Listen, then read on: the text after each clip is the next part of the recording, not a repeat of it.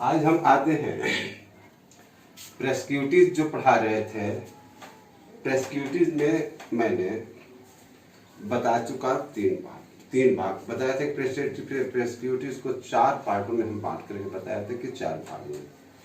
आज हम बता रहे हैं अंतिम जो चौथा जो पार्ट था, चौथा पार्ट, उसको हम आज बताने जा रहे हैं। चौथा पार्ट था फ्रिंग बेनिफिट्स। फ्रिंग बेनिफिट्स क्या है?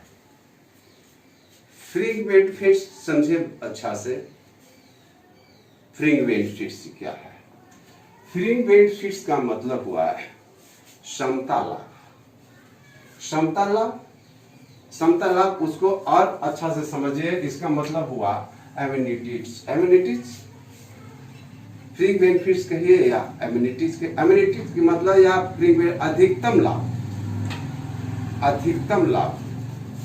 तो फ्रिंग बेनिफिट्स का मतलब हुआ समता लाभ या अधिकतम लाभ, इसको भी कह सकते हैं। होता क्या है कि जब कोई एम्प्लॉय है, एम्प्लॉय क्या करते हैं कि एम्प्लॉय को खर्च के लिए जो पैसे दिए जाते हैं एक एम्प्लॉयर द्वारा, एक नियोक्ता द्वारा, तो उसमें क्या होता है कि वो कुछ खर्च करता है और कुछ उसमें मैं जितना खर्च किया कुछ बच गया। तो जो बच गया वही उसको हम क्या कहेंगे? फ्रिंग बेनिफिट्स। उसको हम कुछ कहेंगे फ्रिंग बेनिफिट्स, समता लाभ या एमिटी बेनिफिट भी कह सकते हैं। तो आप ये तो समझे फ्रिंग बेनिफिट्स क्या है। जैसे हम एक अति के उदाहरण के द्वारा या इसमें हम जो बता रहे हैं कि इतना जो अभी दिया गया है 9 गो, ये सब फ्रिंग बेनिफिट्स। इसमें इस सब में क्या होगा? फ्रिंग बेनिफिट्स। तो जैसे हम देखे हैं एक उदाहरण से अच्छी तरह से हम समझा देंगे पहला पॉइंट लेकर के। जैसे फैसिलिटी, क्या सुविधा? Facility of interest fair. Interest fair आदि लोन, लोन नहीं लिखे हैं, एट कंसेशनल रेट। जैसे मान लीजिए कि कोई एम्प्लॉय है, कोई कर्मचारी है, नियोक्ता उसको ऋण के रूप में, नियोक्ता से वह ऋण के रूप में कोई एम्प्लॉय या नियोक्ता ऋण अपने एम्प्लॉय को ऋण दिया है। तो ऋण दिया है, कोई तो रेट होगा। ऋण देने का मतलब है कोई निश्चित रेट होगा। उस रेट पर यदि दिया है और वो रेट क्या है? वो रेट जो निश्चित रेट दिया, मान लिया कि एम्प्लॉय है, रेट दिया 5% रेट पर कि 5% हम ईयरली हम आपसे लेंगे। ऋण दे रहे हैं, लेकिन कितना दे रहे हैं? 5% ईयरली रेट पर लेंगे, हमको दे दीजिएगा, इंटरेस्ट हम दे रहे हैं। और वही ऋण यदि हम किसी बैंक से लेने जाते हैं, बैंक से लेने जाते हैं, तो वहां मान लीजिए कि आपको 8% या 9% के हिसाब से या 10% के हिसाब से देता है। वहां से हमको कितना मिलता है? 10% के हिसाब से। यहाँ हम क्या दे रहे हैं? 8% के हिसाब से, यदि 5% के हिसाब से दे रहे हैं।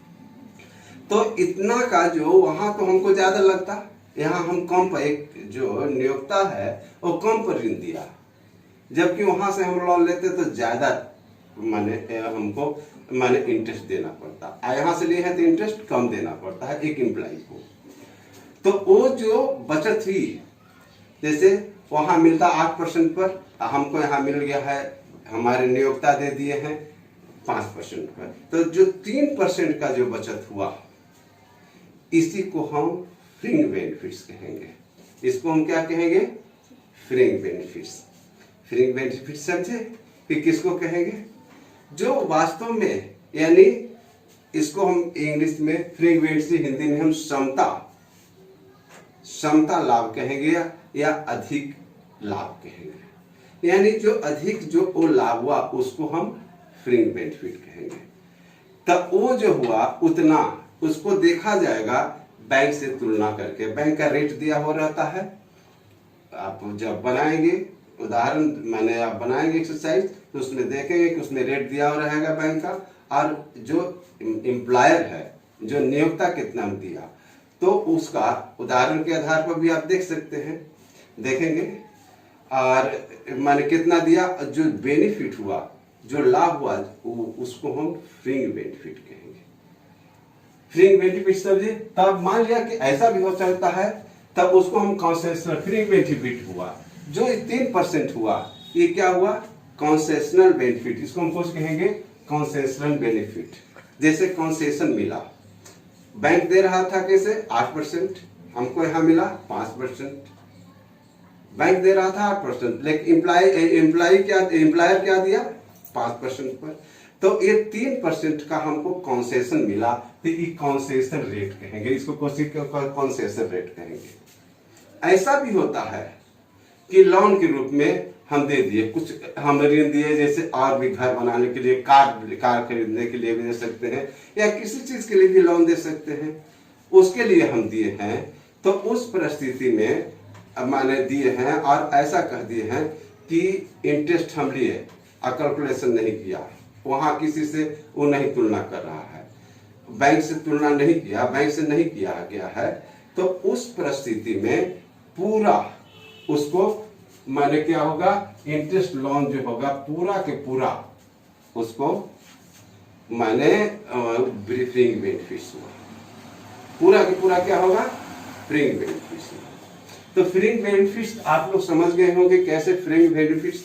इसमें ये तो फैसिलिटी जो सुविधा दिया गया है इंटरेस्ट फ्री लोन का या कंसेशनल रेट का, इंटरेस्ट फ्री लोन और कंसेशनल रेट का, उसको जो सुविधा दिया गया है उसका फ्रिंज बेनिफिट्स कैसे निकालेंगे आप समझ गए होंगे।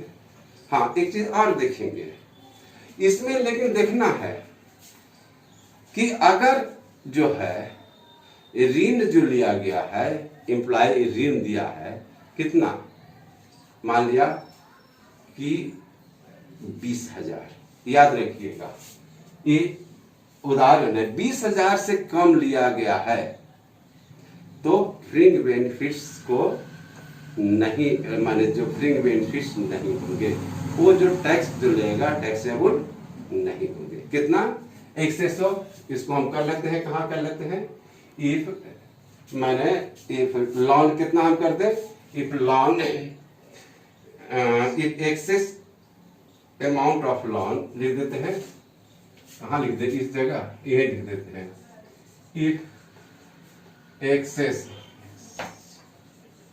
Excess amount of loan loan rupees कितना 20,000, 20,000 है, तब 20,000 है, तब उसका कुछ होगा फ्रिंज बेनिफिट उस पर नहीं लागू होंगे, टैक्सेबल नहीं होंगे, टैक्स फ्री होगा, उस पर फ्रिंज बेनिफिट नहीं।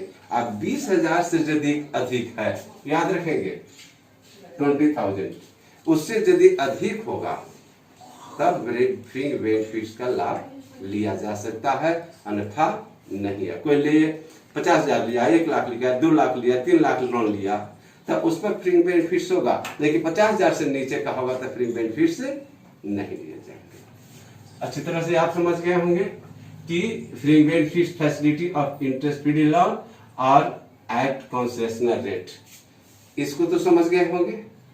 अब आइए दूसरा, कि दूसरा जो हुआ the value of travelling, touring and others expenses paid for.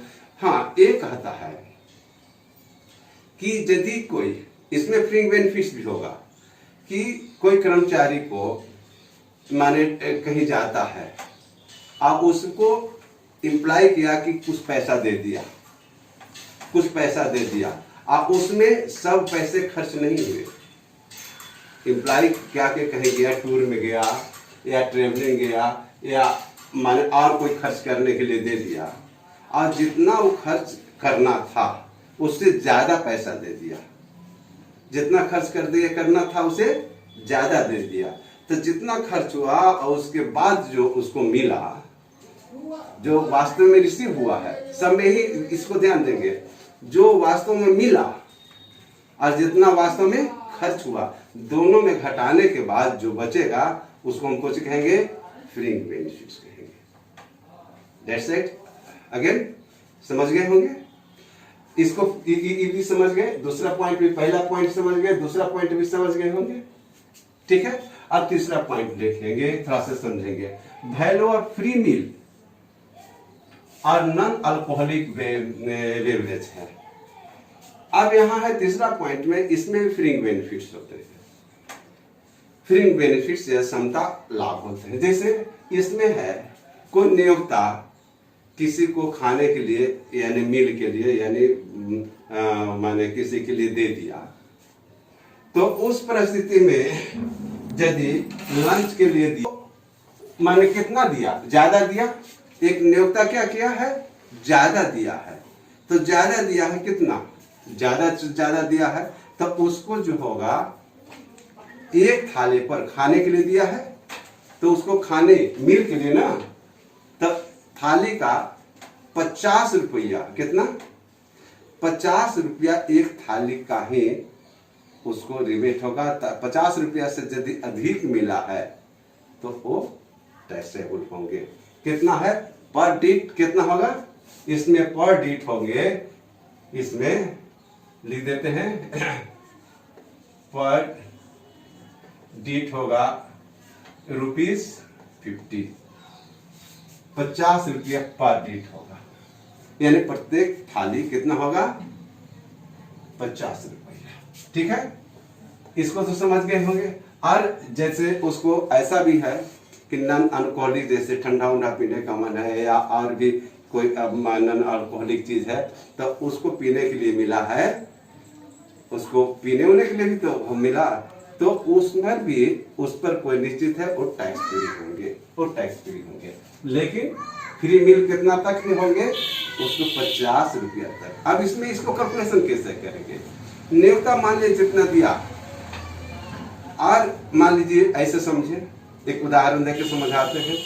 मान लिया कि किसी को 500 रुपया दिया गया, नियोक्ता द्वारा कितना दिया गया 500 रुपया, और वो क्या किया कि 500 रुपया दिया गया, और वास्तव में वो वहां किया गया, कहीं जाने के लिए मिला, खाने के लिए उसको मिला, और वो खाया कितना, मान ले 2 थाली या 3 थाली खाया, 2 थाली या 3 थाली खाया, तो कितना के खाया 5 दिया ही 15, और वास्तव में वो पैसा 30 रुपये दिया, वहां कितना दिया 30 रुपये पर थाली दिया, तो 30 रुपये पर थाली के हिसाब से कितना हो जाएगा, रेट होगा 30 रुपये पर थाली। एक थाली का कितना दिया 30, अब मान लिया कि क्या थाली खाया 5 थाली खाया, तो 5 दिए 15, 150 रुपया ही हो गया। और अब वास्तव में कितना होना चाहिए था 50 रुपया के हिसाब से, तब 50 50 25 कितना हो गया 250, तो 250 और 150 दोनों जोड़ लेंगे, और जोड़ने से वास्तविक जो दिया गया है, वास्तव में नियोक्ता द्वारा जो दिया गया उसमें से घटा लेंगे, वही टैक्सेबल होंगे। इसको भी अच्छी तरह से आप लोग समझ गए होंगे, ठीक से समझ गए कि नहीं, आगे बढ़े। अब देखिए इसमें चौथा में देखिए वैल्यू ऑफ एनी गिफ्ट या वाउचर या टोकन मिला है, तो इसमें फ्रिंग बेनिफिट्स क्या होगा, वैल्यू या वाउचर है या कोई गिफ्ट दिया गया है, तो ईयरली यदि किसी को गिफ्ट नियोक्ता द्वारा दिया गया है, गिफ्ट दिया गया है, एक्सेस कम से कम एक्सेस कितना होना चाहिए, इसमें एक याद देखिए, गिफ्ट यदि एक्सेस दिया गया है, access access of ₹5,000 per year कितना दिया गया है 5,000 यदि गिफ्ट 5,000 का गिफ्ट टोकन या वाउचर दिया गया, तब उस परिस्थिति में हम क्या करेंगे, टोकन दिया गया है तो उसका टैक्सेबल कितना होगा, उससे यदि अधिक हुआ, उससे यदि अधिक हुआ तो कितना होगा, उसको टैक्सेबल होंगे। अब 5,000 से यदि कम है, 5,000 से कम है तो टैक्सेबल नहीं होंगे। अंडरस्टैंड। अब आगे बढ़े, इसको भी समझ गए हैं, वैल्यू ऑफ गिफ्ट 5,000 रुपया तक हो गया। अब आगे आए expenses on credit card. Credit card का खर्च, यदि नियोक्ता क्रेडिट कार्ड का खर्च लेता है तो उसमें वास्तव में कितना खर्च हुआ, ये सब आसान है। जितना वास्तव में दिया गया उससे यदि कम खर्च हुआ है, ऑफिशियली कम हो गया है, तो उतना घटा के जो बचेगा वो फ्रिंग बेनिफिट्स हो गया। फ्रिंग बेनिफिट्स तो अच्छा समझ गए होंगे, उसको हम इसको तो समझाने की उतना खास जरूरत नहीं है, क्रेडिट कार्ड की दिया है। अब club membership and expenses regarding to it, और क्लब मेंबरशिप, यदि आप मेंबरशिप है क्लब में, यहाँ भी तरह से समझेंगे, मेंबरशिप है और जो एम्प्लॉय के द्वारा है तो फ्री है। लेकिन यदि आप हैं मेंबरशिप आओ, हाँ मैंने कोई एक्सपेंसेस खर्च वगैरह दिया गया खर्च करते हैं तो टैक्सेबल होंगे, वो टैक्स लगेंगे। ये भी हो गया, यहाँ हो गया। अब use of movable property, movable property means हुआ चालू संपत्ति जो मूव कर रहा है, मूव कर रहा है यानी जो माने मूवेबल हुआ यानी चालू संपत्ति है।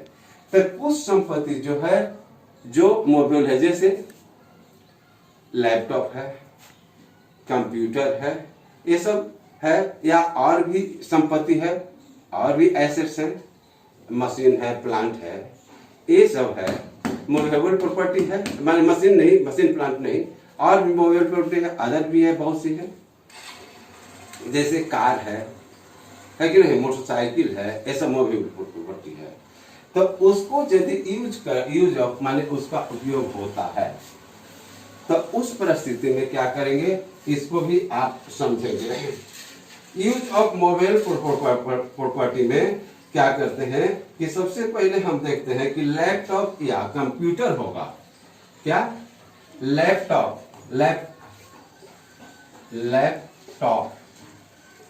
या कंप्यूटर होगा तो नील टैक्सेबल कितना होगा, नील टैक्स नहीं होंगे। और अदर होगा, अदर मूवेबल प्रॉपर्टी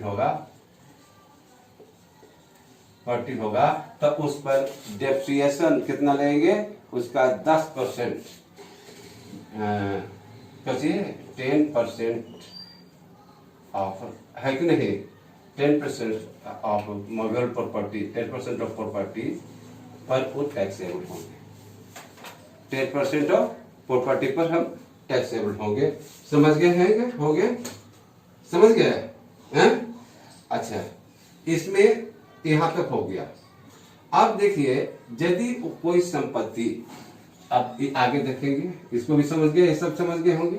अब देखिए ट्रांसफर ऑफ मूवेबल एसेट्स, यहाँ मूवेबल एसेट्स को किसी एम्प्लॉय को ट्रांसफर, एक एम्प्लॉयर के द्वारा ट्रांसफर यानी कहिए कि दे दिया गया, ट्रांसफर दे दिया गया या बेच दिया गया, तो कोई जरूरी नहीं है कि बेचा गया था, यदि आपको मिला है तो उसे कम ही में किया होगा, वो तो कम में किया होगा। तो उस परिस्थिति में मेन चीज इसी को समझना, उस परिस्थिति में कैसे हम टैक्सेबल करेंगे, कैसे हम टैक्स लेंगे, तो उसमें रूल है, रूल का है, इसको आप बढ़िया से समझेंगे। मूवेबल प्रॉपर्टी में कम मूल्य पर यदि हस्तांतरित किया गया है, तो यदि कंप्यूटर है, क्या है, कंप्यूटर को यदि किए हैं, कंप्यूटर या लैपटॉप का, तो कितना होगा 50%, याद रखिए कंप्यूटर लैपटॉप का कितना 50% होगा। मोटर कार को ट्रांसफर किए हैं तो मोटर कार को ट्रांसफर किए हैं तो कितना होगा 20%। और आपको और यदि और भी अदर प्रॉपर्टी है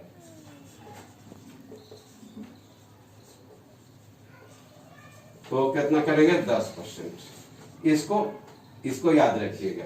इसको कैसे करते हैं,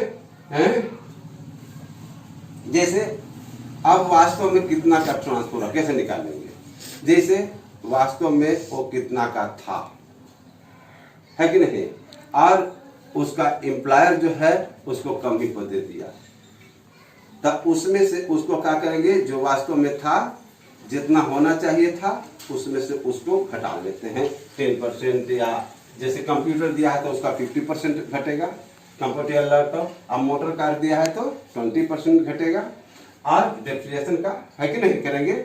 जैसे कि कैसे ई क्या करेंगे, क्रमागत पद्धति से, नहीं कि अस्थायी पद्धति से घटाएंगे। जैसे मान लिया 5 साल के बाद लैपटॉप को हम ट्रांसफर किए हैं, अपने एम्प्लॉय को दे दिया गया। एम्प्लॉयर क्या किया है, वो एम्प्लॉयर जो था, एम्प्लॉयर अपने एम्प्लॉय को दे दिया।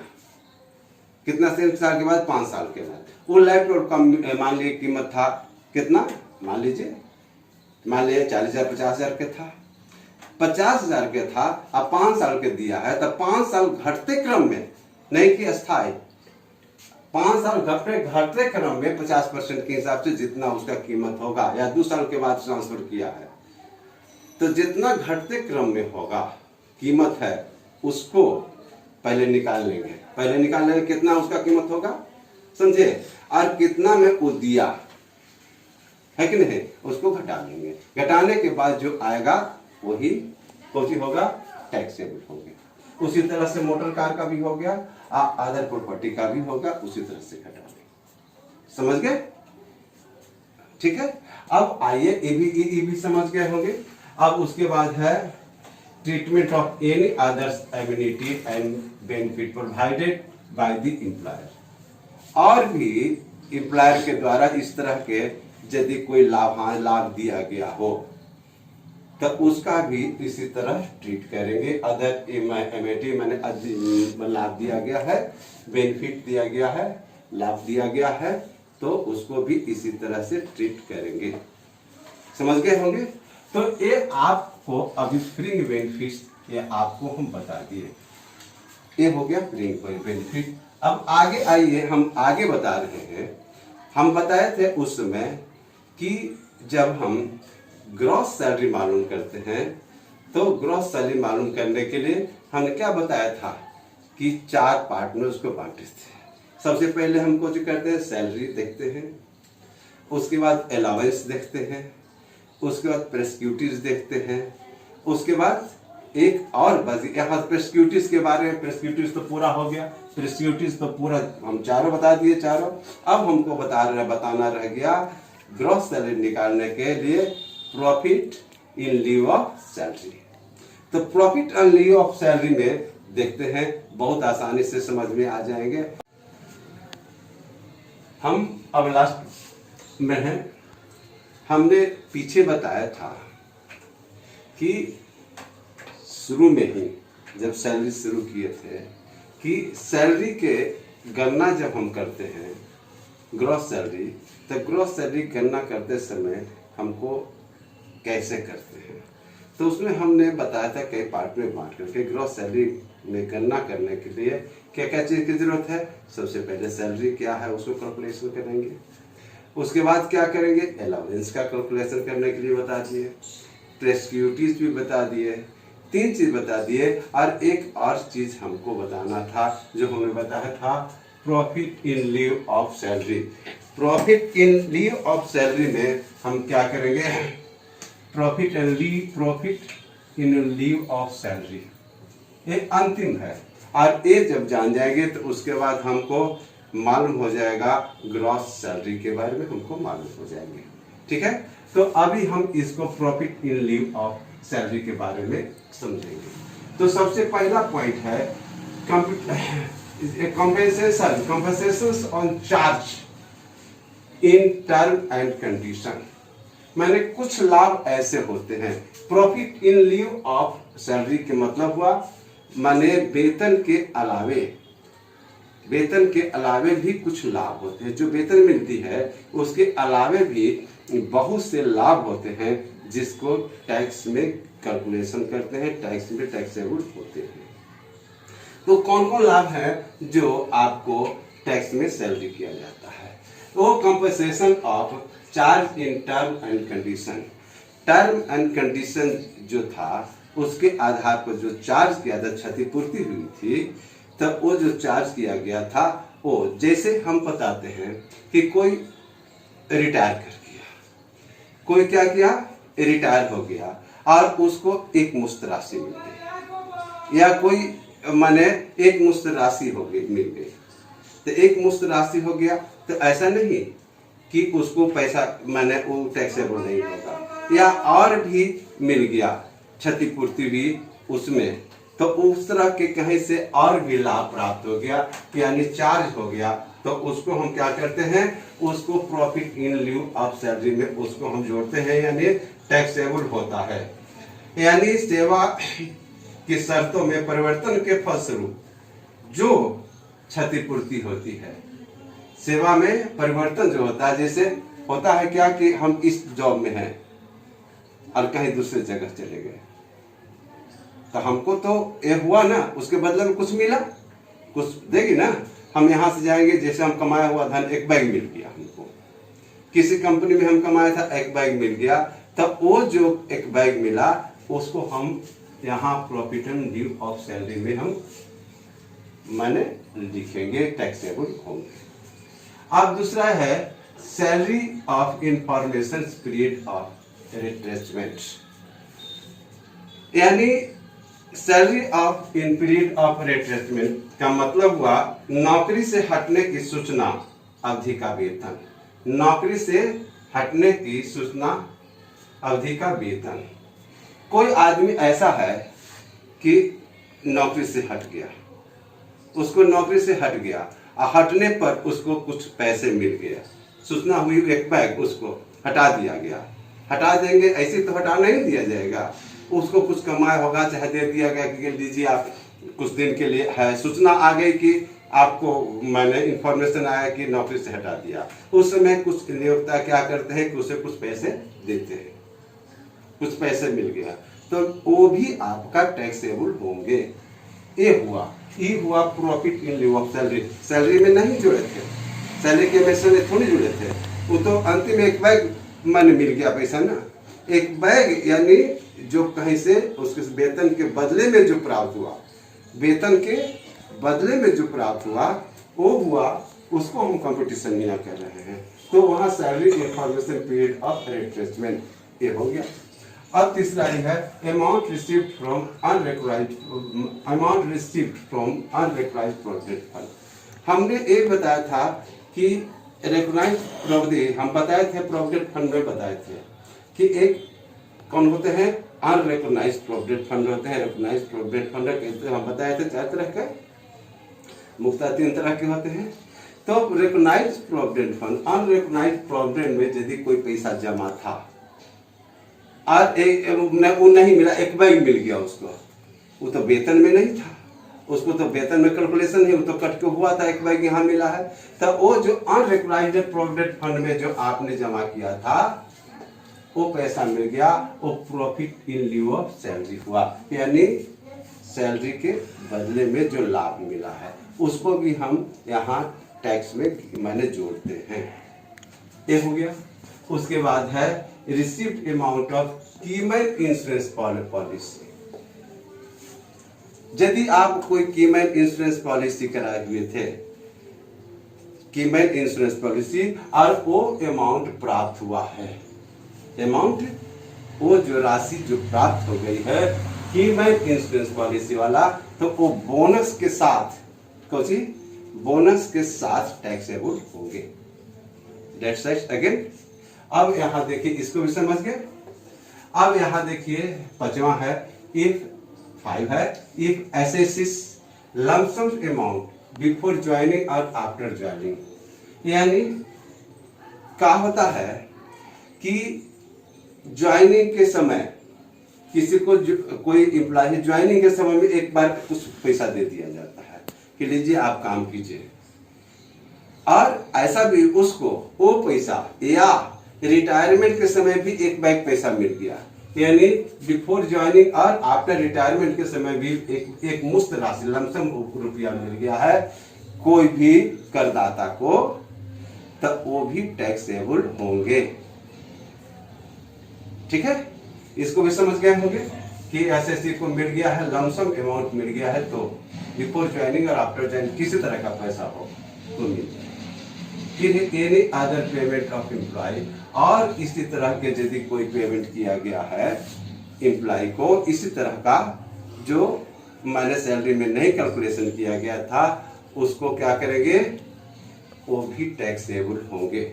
ये जो हम प्रॉफिट इन लिeu ऑफ सैलरी के बारे में आप जान गए, ये भी जान गए, ये भी जान गए, ये। तो इतना कैलकुलेशन करने के लिए आप तो जान गए होंगे। इतना कैलकुलेशन करने के लिए जब जान गए आप, तब अब आइए आगे। ये आप आगे आएंगे क्या कि ये चारों डिडक्शन, ये जो होता है, अब उसके बाद ये सब जोड़ लेंगे तो कुछ आएगा ग्रॉस सैलरी मालूम हो जाएंगे। ये चारों जोड़ेंगे, कौन कौन? चार में अभी बताया कि पीछे में क्या, सबसे पहले सैलरी, उसके बाद अलावेंस, ग्रेच्युइटीज और प्रॉफिट इन लिeu ऑफ सैलरी। ये चारों जब जोड़ लेते हैं तो हमको कुछ मालूम हो जाता है, ग्रॉस सैलरी मालूम होते हैं। अब ग्रॉस सैलरी में कुछ डिडक्शन है, डिडक्शन है उसको घटा देते हैं, और घटाने के बाद जो बचता, जो आता है, घटाने के बाद जो आता है वो आपको टैक्सेबल सैलरी होते हैं। समझ गए हैं? समझ गए हैं? तो क्या क्या घटाया जाता है, डिडक्शन कौन होता है, आइए हम उसको भी देख लेते हैं। अब देखिए, अब डिडक्शन क्या क्या होता है। तो डिडक्शन में मुख्यतः तीन चीज है, तीन चीज को ही डिडक्शन किया जाता है। डिडक्शन में क्या क्या है? तीन चीज है। पहला एक स्टैंडर्ड डिडक्शन है, दूसरा है इंटरटेनमेंट डिडक्शन है, और तीसरा है प्रोफेशनल डिडक्शन या इम्प्लाई डिडक्शन। इम्प्लाई कहिए, इम्प्लाई है प्रोफेशनल टैक्स कहिए या इम्प्लाई टैक्स कहिए। ये तीनों चीज तब वो घटा देने के बाद जो आएगा वो क्या हुआ, टैक्सेबल सैलरी मालूम हो जाएंगे, इसी पर टैक्स लेंगे।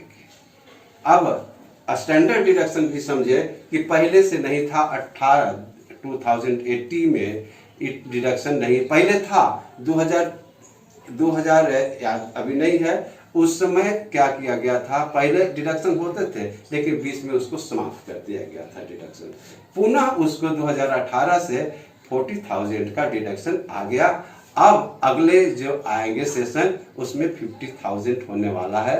अब अभी तक 40,000 ही रहेंगे, ठीक है। तो डिडक्शन आइए हम देखते हैं डिडक्शन कैसे कैसे हम करेंगे, उसको देखते हैं।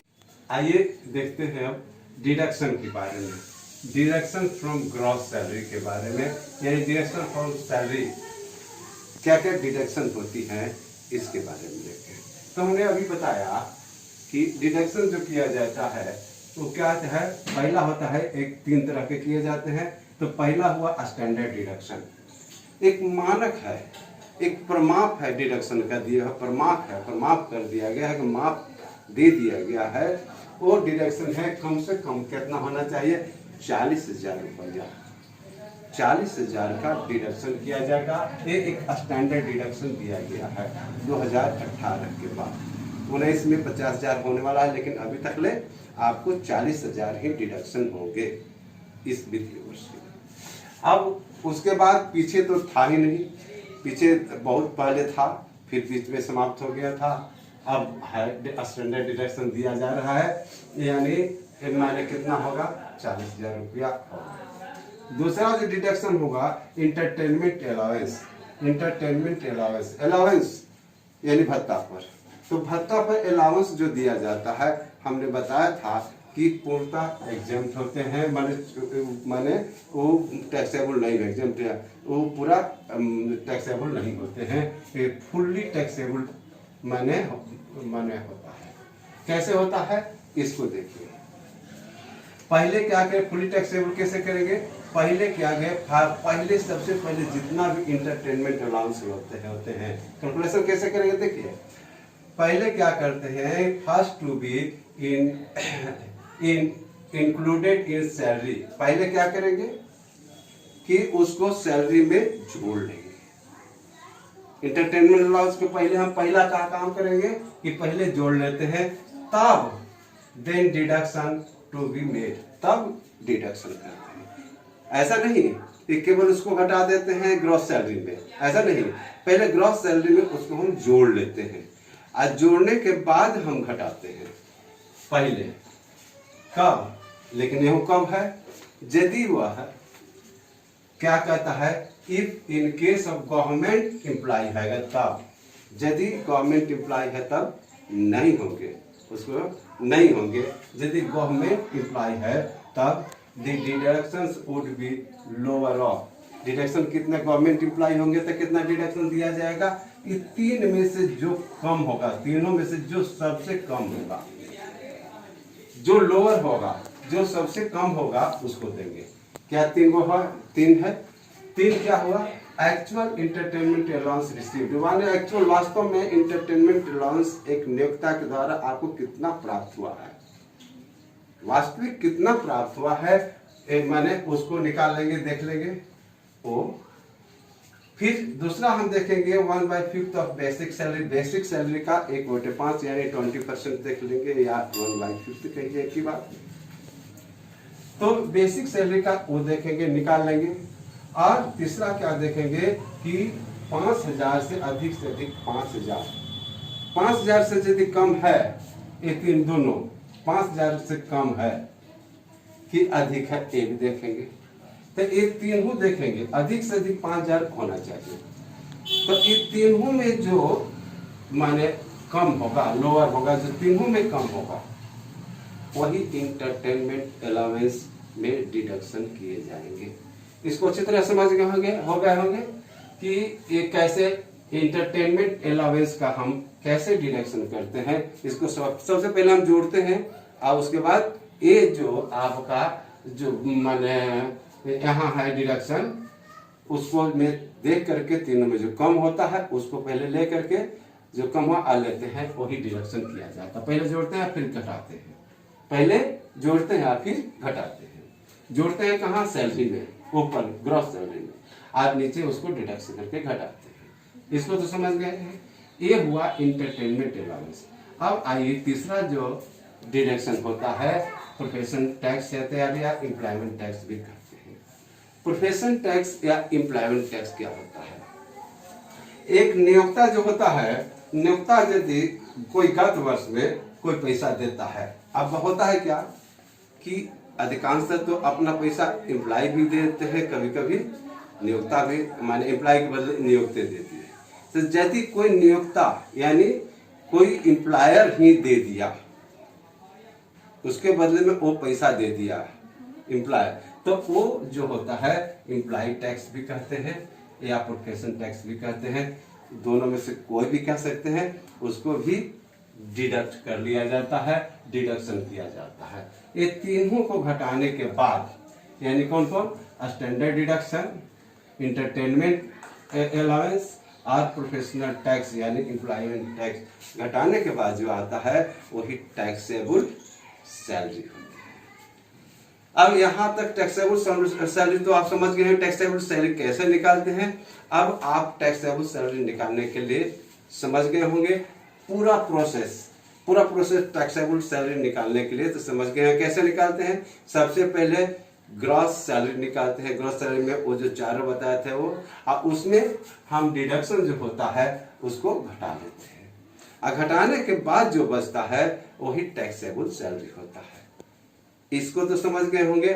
तो हम इसको अगले दिन हम क्या करेंगे, इसके एक उदाहरण के, एक एग्जाम्पल के द्वारा हम समझेंगे। Thank you.